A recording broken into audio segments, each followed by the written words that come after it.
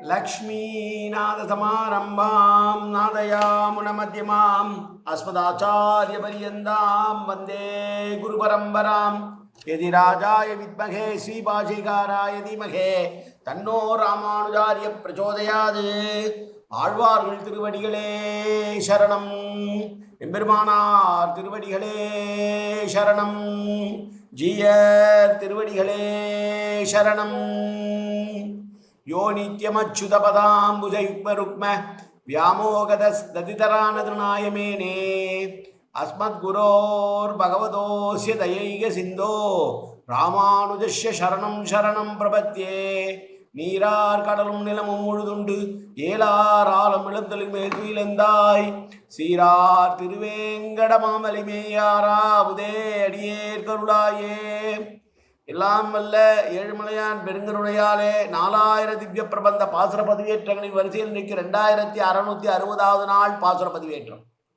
நம்மாழ்வாரருடைய திருவிருத்தம் என்கிற திருமொழியினுடைய 21வது பாசுரத்தை அனுபவிக்க இருக்கிறோம். அகத்துறை பாசுரங்களாகவே இது இருக்கிறது என்று 98 பாசுரங்கள் அகத்துறை பாசுரங்கள் என்று சொல்லி மூத்தோர்கள் நிர்ணயம் செய்திருந்த போதிலும் இந்த பாசுரம் தானான தன்மையிலே ஆழ்வார் பாடுகிறார். முதல் பாசுரமும் கடைசி பாசுரம் தான் தானான தன்மையிலே பாடியிருக்கிறார் என்று சொன்னாலும் கூட இந்த பாசுரமும் தானான தன்மையிலே பாடியதான பாசுரமாகவே கொள்ள வேண்டியிருக்கிறது. இருந்தாலும் சில உரையாசிரியர்கள் வலிமையாக வலிந்து வந்து இது அகத்துறைதான் தலைவி, இதுவரைக்கும் நீங்கள் சேர்ந்திருந்ததை எல்லோருக்கும் தெரியும், எனவே கல்யா சுருக்கத்திலே வைத்திருக்கிற காளைகளை அடக்கி நீ அவளை மனம் கொள்வாயாக என்று தோழியானவள் தலைவனை பார்த்து சொல்வது போல இதுவும் அகப்பொருள் பாசுரம் தான் என்று சொன்னாலும் இங்கே கண்ணனுடைய காருண்யத்தை, பெருமாளுடைய சௌலபியத்தை, ஔதாரியம் என்கிற கருணமிக்க குணத்தை எடுத்து வைக்கிறார் ஆழ்வார். அந்த பாசுரங்களை சேவிப்பதற்கு முன்னால் தனியினை அனுபவிப்போம். கருவிருத்த கொழினி தப்பின் காமக்கடுமொழி வீழ்ந்து ஒரு விருத்தம் புக்கள் உழர்வேர் உயிரின் பொருட்கட்கு ஒரு விருத்தம் புகுதாமல் குறுகையோன் உரைத்த திருவிருத்த தோரடி கற்று இரீர் திருநாட்டகத்தே என்பதாகும். இது 21வது பாசுரத்தை தானான தன்மையிலே பாடிய பாசுரமாக கொள்ளல் வேண்டும். சூட்டுதல் மாலைகள் தூயன ஏந்தி விண்ணோர்கள் நல் நீர் ஆட்டி அம்தூபம் தரா நிற்கவே அங்கோர் மாயினால் ஈட்டிய வெண்ணெய் தொடு உண்ணப் போந்து இமில் ஏற்றுவன் கூன் கோட்டிடை ஆட்டினை கூத்து அடல் ஆயர்தம் கொம்பினுக்கே. இந்த பாசுரம் ஒரு மயக்கத்தை தருவதாக பள்ளத்துறையா சொல்லுகிறார். ஏனென்றால் இதுவரை அகத்துறை பாசுரங்கள் என்று ஒவ்வொரு துறையாக பாடி வந்தவர் இப்போது தடம் மாறி தாமான தன்மையிலே பாடியிருக்கிறார் என்று கொள்கிறார். அவதாரியிலே கூறும்போதே முதல் பாசுரமும் கடைசி பாசுரமும் தான் அகத்துறை பாசுரங்கள் என்றும் தானான தன்மையிலே பாடியதென்றும் அடுத்த பாத்திரங்கள் எல்லாம் அகத்திணை பாசுரம் என்று அவரே கூறியிருப்பதாக நாம் சொல்லியிருந்தாலும் கூட இந்த பாசுரம் ஆழ்வார் தானான தன்மையிலே பாடியிருப்பதாகவே பொருள் விளக்கம் கொடுக்கிறார். ஆழ்வார் நம்மாழ்வார் பார்க்கிறார், பெருமானே எம்பெருமானே, நீர் இருக்கிற பரமபதத்துக்கு விண்ணுலகத்து தேவர்களும் நித்திய சூரிகளும் உன்னை தரிசனத்தை காண வேண்டும் என்கிற பெரும் அவாவோடு சூட்டுவதற்கு நல்ல மாலைகளையும் நல்ல பரிசுத்தமான தீர்த்தத்தையும் கொண்டு வந்து உனக்கு திருமஞ்சனம் செய்ய வேண்டும் என்பதற்காக காத்து நிற்கிறார். மனமிக்க தீபங்களை ஏற்றிக்கொண்டு உன்னுடைய மேனி முழுதும் தூபத்தால் நினைக்க வேண்டும் என்று தூபம் போடுகிற போது அதில் எழும்பக்கூடிய புகையிலே இருந்து உன்னுடைய மாயையினால் அங்கிருந்து கிளம்பி அவர்களோ அரும்பாடுபட்டு உன்னை எல்லாவற்றிலும் தேடிக்கொண்டிருக்க நீயோ இங்கே நதகோகுலத்திற்கு வந்து வெண்ணெயையும் நெய்யையும் தயிரையும் திருடி உண்டு கொண்டிருக்கிறாய். அது மட்டுமல்ல, நப்பின்னை பிராட்டிக்காக அவளை மணந்து கொள்ள வேண்டும் என்பதற்காக 7 எருதுகளை அடக்கி அவளையும் தழுவினாய். இப்படி உன்னுடைய மாய செயல்களை நான் என்னென்ன செய்வேன் என்று சொல்லுகிறார் ஆழ்வார். ஆராதனத்திலே நைவேத்தியம் கொள்வது நீங்களாக, மற்றதெல்லாம் பரமபதத்திலே செய்கிறார்கள். நைவேத்தியம் அங்கு கிடையாதாம். அதற்கு பதிலாக நைவேத்தியம் செய்து கொள்ள வேண்டும் என்பதற்காக ஆயர்பாடியிலே வந்து வெண்ணெயை உண்டான். தொடு என்பதற்கு களவு என்று பொதுவாக பொருள் சொல்லுகிறோம். இருந்தாலும் கூட தோண்டுதல் என்று ஒரு பொருள் உண்டாம். என்ன பண்ணானா, பானைக்குள்ள கையை விட்டு முழங்கால் வரைக்கும் முழங்கை வரைக்கும் பானைக்குள்ள கையை விட்டு அலைஞ்சி அலைஞ்சி அலைஞ்சி வெண்ணெயையும் நெய்யையும் திருடி சாப்பிட்டான் அப்படின்னு பிரபந்தரட்சை ஒரு விளக்கத்தை தருவதாக சொல்லுகிறார்கள். நப்பிண்ணை பிராட்டியை மனம் கொள்ள வேண்டும் என்பதற்காக அவனுடைய தந்தை வைத்த கல்யா சுக்லம் என்று சொல்லக்கூடிய போராட்டம், அது வீரச் செயல் செய்வது.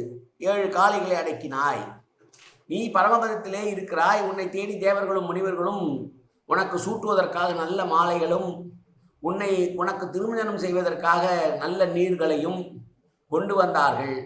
குளித்தாய், மாலை சூட்டி கொண்டாய், பின்னர் சாப்பிட வேண்டும். சாப்பிடுகிற இடமாக நீ நந்தகோகுலத்தை தேர்ந்தெடுத்து கொண்டாய். காரணம், அங்கே நெய்வேத்தியம் கிடையாது. ஜோதி ஸ்வரூபனாக இருக்கக்கூடிய பெருமாளுக்கு பரமபதத்தில் நெய்வேத்தியம் என்று எதையும் படைப்பாமல் இருக்கிறார்களோ என்னவோ, நெய்வேதிய நேரத்திற்கு நேரடியாக மாயையினால் அங்கு இருப்பது போல தோற்றத்தை காட்டிவிட்டு இங்கே நந்தகோகுலத்திற்குள் வந்து இடையர்கள் இடைச்சிகள் சேர்த்து வைத்திருந்த பால், நெய், தயிர், வெண்ணெய் ஆகியவற்றையெல்லாம் களவாடி உண்டாயே. அதை தவிர கூத்தாடினாயே. உன்னுடைய மாயையை நான் என்ன செய்வேன், என்ன சொல்ல முடியும் என்று சொல்கிறார். நம்மாழ்வார் தானான தன்மையிலே திடீரென்று கிருஷ்ணாவதார சேஷ்டிதலே ஈடுபடுகிறார். முதல் 2 அடியில பெருமாளுடைய பரதத்துவத்தை சொல்லுகிறார். பின்னாடி 2 அடியில கிருஷ்ணாவதாரத்தை சொல்லி கிருஷ்ணாவதாரத்தினுடைய மேன்மையினாலும் ஔதாரிய குணத்தையும் சொல்லுகிறது இந்த பாசுரம். மாலைகளை சூட்டுகிறார்கள், தீர்த்தம் ஆண்டு வைக்கிறார்கள், பின்னர் புகை போடுகிறார்கள் வாசனை திரவியங்களை கொண்டு தேவர்கள் முனிவர்கள். அப்படி புகழிலே ஒளிந்து வருவார் போல் அங்கிருந்து இங்கே மாயமாக வந்து இங்கே ஒரு மாயையிலே ஈடுபட்டு வெண்ணெய், நெய், தயிர், பால் எல்லாவற்றையும் நீ ஏற்றுக்கொண்டாயே என்று சொல்லி நித்திய விபூதியிலே நெய்வேத்தியம் என்று ஒன்று இல்லாததனாலே அங்கே இருந்து இங்கே வந்து நெய்வேத்தியம் ஏற்றுக்கொண்டாயோ என்று சொல்கிறார். மாயையினாலே பகவானுடைய சங்கல்பத்தை சொன்னது. மாயா என்னும் வட சொல்லுக்குள்ள பல பொருள்களிலே ஞானம் என்பதும் ஒன்று. சங்கல்ப ரூபியான ஞானத்தை சொன்னபடி சம்பவாமி ஆத்மமாயா என்று பகவத்கீதையிலே சொன்னபடியும் இங்கே மாயையினால் இங்கே வந்து அவனுக்கு தேவையானதை எடுத்துக்கொண்டான். மாயையினால் மாய வகையினால் என்றுமாம் ஈட்டிய வெண்ணெய் களவினால் உண்ண மாயை தொடு பட்டிமை வஞ்சனையாகும் என்பது சொல்ல வேண்டும். பிரபலரான இடையர்கள்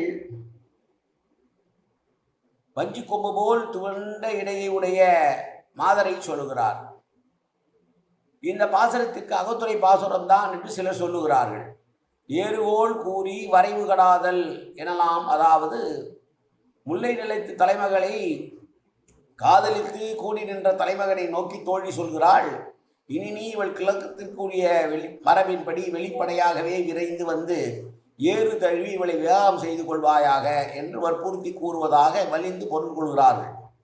காரணம், நப்பின்னையை கவர வேண்டும், மணந்து கொள்ள வேண்டும் என்பதற்காக ஏறு தழுவினான் அல்லவா கண்ணன். அதை குறிப்பால் சொல்லி, தலைவியும் நீயும் இவ்வளவு நாள் களவு செய்து கொண்டிருந்து யாருக்கும் தெரியாமல் காதல் செய்து கொண்டிருந்த விட்டொழித்து ஏறு தழுவுதல் என்கிற எங்கள் மரபுபடி வந்து ஏறு தழுவி அவளை கொள்வாயாக என்று தோழி நாயகனை பார்த்து சொன்ன பாசுரமாகவும் அகத்துறை பாசுரமாகவும் இதை கொள்ளலாம் என்று பெரியவர்கள் கூறுகிறார்கள். மீண்டும் ஒரு முறை பாசுரத்தை பார்க்கலாம்.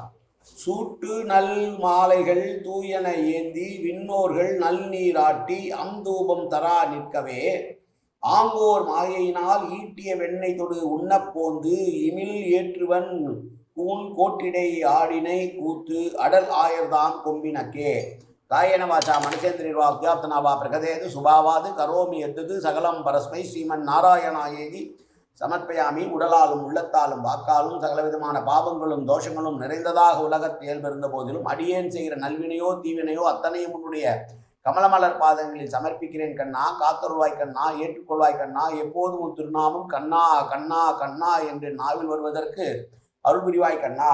சர்வத்திர கோவிந்தநாம சங்கீர்த்தனம். கோவிந்தா கோவிந்தா கோவிந்தா கோவிந்தா கோவிந்தா கோவிந்தா கோவிந்தா கோவிந்தா கோவிந்தா.